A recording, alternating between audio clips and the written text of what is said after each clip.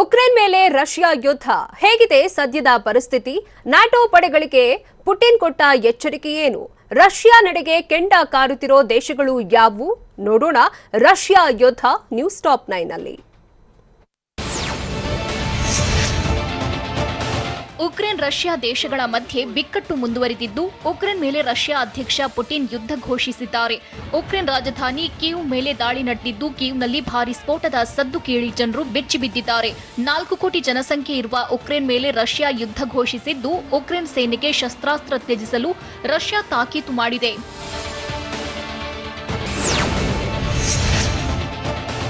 Ukraine Russia ನಡುವೆ ಬಿಕ್ಕಟ್ಟು ಮುಂದುವರಿದಿದ್ದು, ಉಕ್ರೇನ್ ಮೇಲೆ ರಷ್ಯಾ ದಾಳಿ ಶುರು ಮಾಡಿದೆ. ಹೀಗಾಗಿ ಉಕ್ರೇನ್ನಲ್ಲಿ ರಾಷ್ಟ್ರೀಯ ತುರ್ತು ಪರಿಸ್ಥಿತಿ ಘೋಷಣೆ ಮಾಡಲಾಗಿದ್ದು, ಉಕ್ರೇನ್ ಏರ್ಪೋರ್ಟ್ ಬಂದ್ ಮಾಡಿ ಆದೇಶ ಹೊರಡಿಸಲಾಗಿದೆ.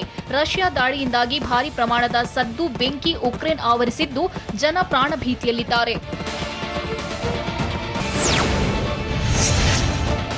ರಷ್ಯಾ ಹಾಗೂ ಉಕ್ರೇನ್ ನಡುವೆ ಉದ್ವಿಗ್ನ ಪರಿಸ್ಥಿತಿ ಉಂಟಾಗಿದ್ದು, ಬೆಳಗ್ಗೆ 6 ಗಂಟೆಗೆ ಉಕ್ರೇನ್ನಲ್ಲಿ ರಷ್ಯಾ ಮಿಲಿಟರಿ ಕಾರ್ಯಾಚರಣೆ ನಡೆಸಿದೆ. ಈ ವಿಚಾರದಲ್ಲಿ ಯಾವುದೇ ರಾಷ್ಟ್ರಗಳು ಮೂಗು ತೂರಿಸದಂತೆ ಎಚ್ಚರಿಕೆ ನೀಡಿರುವ ರಷ್ಯಾ, ಹಸ್ತಕ್ಷೇಪ ಮಾಡುವ ಇತರ ರಾಷ್ಟ್ರಗಳು ಪರಿಣಾಮ ಎದುರಿಸಬೇಕಾದೀತು ಎಂದು ವಾರ್ನ್ ಮಾಡಿದೆ.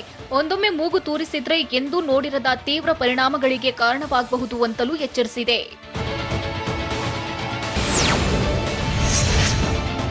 ಉಕ್ರೇನ್ನ ಮೇಲೆ ರಷ್ಯಾ ದಾಳಿ ದೊಡ್ಡ ಅಪರಾಧ ಅಂತ ರಷ್ಯಾ ವಿರುದ್ಧ ಅಮೆರಿಕ ಅಧ್ಯಕ್ಷ ಬೈಡೆನ್ ಆಕ್ರೋಶ ವ್ಯಕ್ತಪಡಿಸಿದ್ದಾರೆ. ರಷ್ಯಾ ದೊಡ್ಡ ಅಪರಾಧ ಮಾಡ್ತಿದೆ ಎಂದ ಬೈಡೆನ್, ಸಾವು ನೋವು ಆಸ್ತಿ ಹಾನಿಗೆ ರಷ್ಯಾ ಹೊಣೆಯಾಗಲಿದೆ, ಇಡೀ ಜಗತ್ತು ರಷ್ಯಾವನ್ನೇ ಹೊಣೆಗಾರರನ್ನಾಗಿ ಮಾಡುತ್ತೆ ಅಂತ ಹೇಳಿದ್ರು.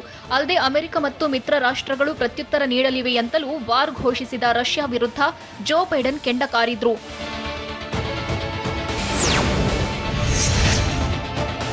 ಉಕ್ರೇನ್ ಪರ ಅಮೆರಿಕ ಸೇನೆ ಬೆಂಬಲಕ್ಕೆ ನಿಂತಿದೆ. ಪೋಲೆಂಡ್ನಲ್ಲಿ ಅಮೆರಿಕ ಏರ್ಬೇಸ್ನಲ್ಲಿ ಅಮೆರಿಕ ಸೈನಿಕರು ಬೀಡು ಬಿಟ್ಟಿದ್ದು, ಸುಮಾರು 5,000 ಸೈನಿಕರನ್ನ ಉಕ್ರೇನ್ ನೆರವಿಗೆ ಅಮೆರಿಕ ನಿಯೋಜಿಸಿದೆ. ಉಕ್ರೇನ್ನತ್ತ ಅಮೆರಿಕ ಯುದ್ಧ ವಿಮಾನಗಳು ಹೊರಟಿದ್ದು, ಫೈಟರ್ ಜೆಟ್ ಸೈನಿಕರನ್ನ ಅಮೆರಿಕ ಈಗಾಗಲೇ ಕಳುಹಿಸಿಕೊಟ್ಟಿದೆ.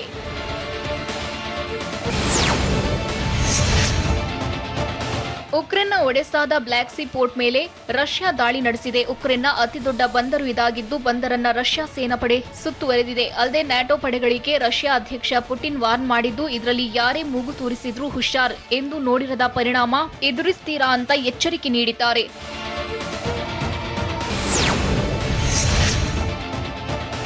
ಖೇರ್ಸನ್ ಏರ್ಪೋರ್ಟ್ ಬಳಿ ರಷ್ಯಾ ಅಟ್ಯಾಕ್ ಮಾಡಿದ್ದು, ವೈಮಾನಿಕ ದಾಳಿ ಮೂಲಕ ಬಾಂಬ್ ಬ್ಲಾಸ್ಟ್ ನಡೆದಿದೆ. ಕೀವ್, ಕಾರ್ಖೀವ್ ಏರ್ಪೋರ್ಟ್ ಮೇಲೆಯೂ ಅಟ್ಯಾಕ್ ನಡೆದಿದ್ದು, ಕೀವ್ನಲ್ಲಿ ನಾಗರಿಕ ವಿಮಾನಗಳ ಹಾರಾಟ ಬಂದ್ ಮಾಡಲಾಗಿದೆ. ಏರ್ ಇಂಡಿಯಾ ವಿಮಾನಗಳು ಉಕ್ರೇನ್ನಿಂದ ದೆಹಲಿಗೆ ವಾಪಸ್ಸಾಗಿದೆ. ಒಂದೆಡೆ ರಷ್ಯಾ ಸೇನೆ, ಮತ್ತೊಂದೆಡೆ ಬಂಡುಕೋರರು ಉಕ್ರೇನ್ ಮೇಲೆ ದಾಳಿ ನಡೆಸುತ್ತಿದ್ದು, ಉಕ್ರೇನ್ ಸೇನೆಗೆ ಡಬಲ್ ಸಂಕಷ್ಟ ಎದುರಾಗಿದೆ. ರಷ್ಯಾ ಅಟ್ಯಾಕ್ ಜೊತೆಗೆ ರಷ್ಯಾ ಬೆಂಬಲಿತ ಬಂಡುಕೋರರು ಸೇನೆಗೆ ದೊಡ್ಡ ಸವಾಲಾಗಿದ್ದು, ಇಬ್ಬರನ್ನು ಏಕಕಾಲಕ್ಕೆ ಎದುರಿಸಬೇಕಾದ ಅನಿವಾರ್ಯತೆ ಎದುರಾಗಿದೆ. ಕಳೆದ ಹಲವು ವರ್ಷಗಳಿಂದಲೂ ಬಂಡುಕೋರರು ಉಕ್ರೇನ್ಗೆ ಕಾಟ ಕೊಟ್ಟಿದ್ದಾರೆ. ಉಕ್ರೇನ್ ಸೇನೆ ವಿರುದ್ಧ ಬಂಡುಕೋರರು ಫೈಟ್ ನಡೆಸುತ್ತಿದ್ದು, ಹೆಚ್ಚಿನ ಶಸ್ತ್ರಾಸ್ತ್ರ ರವಾನಿಸಲು ರಷ್ಯಾಗೆ ಮನವಿ ಮಾಡಿದ್ದಾರೆ. ಬಂಡುಕೋರರ ವಿರುದ್ಧ ಉಕ್ರೇನ್ ಸೇನೆಯು ಸಮರ ಸಾರಿದ್ದು, ಪೂರ್ವ ಉಕ್ರೇನ್ನಲ್ಲಿ ತೀವ್ರ ಗುಂಡಿನ ಚಕಮಕಿ ನಡೆದಿದೆ. ರಷ್ಯಾ ಪೂರೈಸಿರುವ ಶಸ್ತ್ರಾಸ್ತ್ರಗಳನ್ನು ಬಳಸಿ ಬಂಡುಕೋರರು ಉಕ್ರೇನ್ ಸೇನೆ ಮೇಲೆ ದಾಳಿ ಮಾಡುತ್ತಿದ್ದಾರೆ. ಉಕ್ರೇನ್ಗೆ ರಷ್ಯಾ ಶಾಕ್ ಮೇಲೆ ಶಾಕ್ ಕೊಡ್ತಿರೋದು ಹೇಗೆ? ರಷ್ಯಾ ಮತ್ತು ಉಕ್ರೇನ್ ವಾರ್ಗೆ ಭಾರತ ಕಳವಳ ವ್ಯಕ್ತಪಡಿಸಿದ್ದೇಕೆ? ರಷ್ಯಾ ದಾಳಿಗೆ ಹೇಗಿದೆ ಉಕ್ರೇನ್ ಸೈನಿಕರ ಪ್ರತಿದಾಳಿ? ನೋಡೋಣ ಉಕ್ರೇನ್ ಟಾರ್ಗೆಟ್ ನ್ಯೂಸ್ ಟಾಪ್ 9 ನಲ್ಲಿ.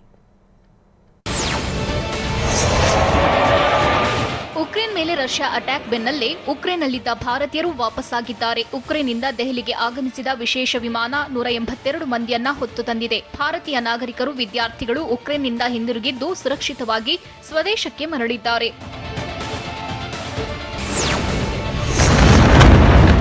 ರಷ್ಯಾ ಮತ್ತು ಉಕ್ರೇನ್ ವಾರ್ಗೆ ಭಾರತ ಕಳವಳ ವ್ಯಕ್ತಪಡಿಸಿದೆ. ಯುಎನ್ಎಸ್ಸಿಯಲ್ಲಿ ಕಳವಳ ವ್ಯಕ್ತಪಡಿಸಿದ ಭಾರತ, ಪರಿಸ್ಥಿತಿ ದೊಡ್ಡ ಬಿಕ್ಕಟ್ಟಿನತ್ತ ತಿರುಗುವ ಅಪಾಯ ಇದೆ ಅಂತ ವಿಶ್ವಸಂಸ್ಥೆ ಭದ್ರತಾ ಮಂಡಳಿಯಲ್ಲಿ ಕಳವಳ ವ್ಯಕ್ತಪಡಿಸಿದೆ.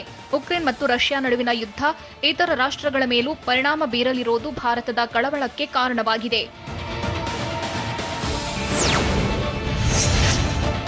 ಒಂದೆಡೆ ಉಕ್ರೇನ್ ಮೇಲೆ ಸೇನಾ ಸಮರ ನಡೆಸುತ್ತಿರೋ ರಷ್ಯಾ ಮತ್ತೊಂದೆಡೆ ಸೈಬರ್ ಅಟ್ಯಾಕ್ ಮಾಡ್ತಿದೆ. ಉಕ್ರೇನ್ಗೆ ಶಾಕ್ ಮೇಲೆ ಶಾಕ್ ಕೊಡ್ತಿರೋ ರಷ್ಯಾ ಎಲ್ಲಾ ರೀತಿಯಲ್ಲೂ ಉಕ್ರೇನ್ ವಿರುದ್ಧ ಸಮರ ಸಾರಿದೆ. ಕೆಲ ದಿನಗಳ ಹಿಂದೆಯೇ ಉಕ್ರೇನ್ ಬ್ಯಾಂಕ್ಗಳ ಮೇಲೆ ಸೈಬರ್ ಅಟ್ಯಾಕ್ ಮಾಡಲಾಗಿದ್ದು, ಉಕ್ರೇನ್ ಸರ್ಕಾರಿ ವೆಬ್ಸೈಟ್ಗಳ ಮೇಲೂ ಸೈಬರ್ ದಾಳಿ ನಡೆದಿತ್ತು. ವಿದೇಶಾಂಗ ಇಲಾಖೆ, ಶಿಕ್ಷಣ ಇಲಾಖೆ ವೆಬ್ಸೈಟ್ಗಳು ಹ್ಯಾಕ್ ಆಗಿದ್ವು. ಉಕ್ರೇನ್ನ 5 ನಗರಗಳನ್ನೇ ಟಾರ್ಗೆಟ್ ಮಾಡಿಕೊಂಡು ರಷ್ಯಾ ಯುದ್ಧಕ್ಕೆ ಇಳಿದಿದೆ. ಕೀವ್, ಖಾರ್ಕಿವ್, ಒಡೆಸ್ಸಾ, ಮೌರಿಪೋಲ್ ಮತ್ತು ಕ್ರಾಮಾಟೊರುಸ್ಕ್ ನಗರಗಳ ಮೇಲೆಯೇ ರಷ್ಯಾ ಅಟ್ಯಾಕ್ ಮಾಡ್ತಿದೆ. ನಗರಗಳ ಮೇಲೆ ರಷ್ಯಾ ಯುದ್ಧ ವಿಮಾನಗಳು ಘರ್ಜಿಸುತ್ತಿದ್ದು, ಭೀಕರ ಶಬ್ದ, ಬೆಂಕಿಯ ಜ್ವಾಲೆಗೆ ಜನರು ಅಕ್ಷರಶಃ ನಲುಗಿ ಹೋಗಿದ್ದಾರೆ.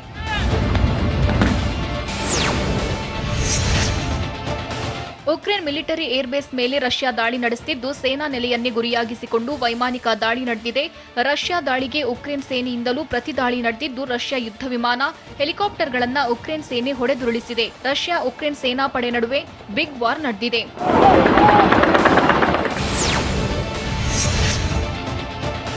ರಷ್ಯಾ ಯುದ್ಧ ಘೋಷಣೆ ಬಳಿಕ ಉಕ್ರೇನ್ ಪ್ರತಿಕ್ರಿಯೆ ನೀಡಿದ್ದು, ರಷ್ಯಾ ಕೂಡಲೇ ಯುದ್ಧವನ್ನ ನಿಲ್ಲಿಸುವಂತೆ ಸೂಚನೆ ನೀಡಿದೆ.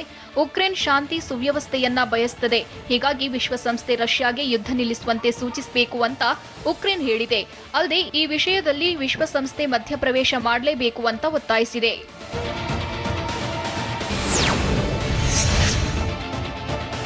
ಉಕ್ರೇನ್ ಮೇಲೆ ರಷ್ಯಾ ಯುದ್ಧ ಸಾರಿರುವ ಬೆನ್ನಲ್ಲೇ ಅಮೆರಿಕ ನಿಗಿ ಕೆಂಡ ಕಾರ್ತಿದೆ. ರಷ್ಯಾಗೆ ತಿರುಗೇಟು ನೀಡಲು ಅಮೆರಿಕ ಸಜ್ಜಾಗಿದ್ದು, ನಾಳೆ G7 ರಾಷ್ಟ್ರಗಳ ಸಭೆಯನ್ನ ಅಮೆರಿಕ ಅಧ್ಯಕ್ಷ ಜೋ ಬೈಡನ್ ಕರೆದಿದ್ದಾರೆ. Canada, France, Germany, Italy, Japan ಮತ್ತು ಇಂಗ್ಲೆಂಡ್ ಜೊತೆ G7 ಸಭೆ ನಡೆಯಲಿದ್ದು, ರಷ್ಯಾ ದಾಳಿ ಬಗ್ಗೆ ಚರ್ಚೆ ನಡೆಯಲಿದೆ.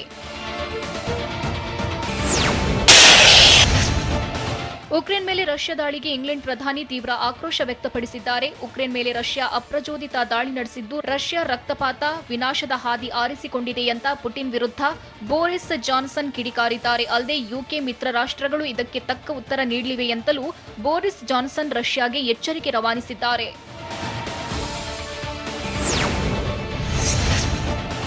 ಉಕ್ರೇನ್ ರಷ್ಯಾ ನಡುವಿನ ಬಿಕ್ಕಟ್ಟಿನ ಪರಿಣಾಮ ಭಾರತ ಸೇರಿ ಇತರ ರಾಷ್ಟ್ರಗಳ ಮೇಲೂ ಬೀರಿದೆ. ಅಂತಾರಾಷ್ಟ್ರೀಯ ತೈಲ ಬೆಲೆಯಲ್ಲಿ ಭಾರಿ ಏರಿಕೆ ಕಂಡುಬಂದಿದ್ದು, ಪ್ರತಿ ಬ್ಯಾರೆಲ್ಗೆ $100 ಏರಿಕೆಯಾಗಿದೆ. ಷೇರು ಮಾರುಕಟ್ಟೆ ಮೇಲೂ ರಷ್ಯಾ ಉಕ್ರೇನ್ ನಡುವಿನ ಯುದ್ಧ ಪ್ರಭಾವ ಬೀರ್ತಿದ್ದು, ಷೇರುಗಳ ಮೌಲ್ಯ ಗಣನೀಯ ಕುಸಿತ ಕಾಣ್ತಿದೆ. ಮುಂಬೈ ಷೇರು ಮಾರುಕಟ್ಟೆಯಲ್ಲಿ ಭಾರಿ ಕುಸಿತ ಕಂಡುಬಂದಿದ್ದು, ನಿಫ್ಟಿ 413.35, ಸೆನ್ಸೆಕ್ಸ್ 1428.34 ಅಂಕ ಕುಸಿತವಾಗಿದೆ.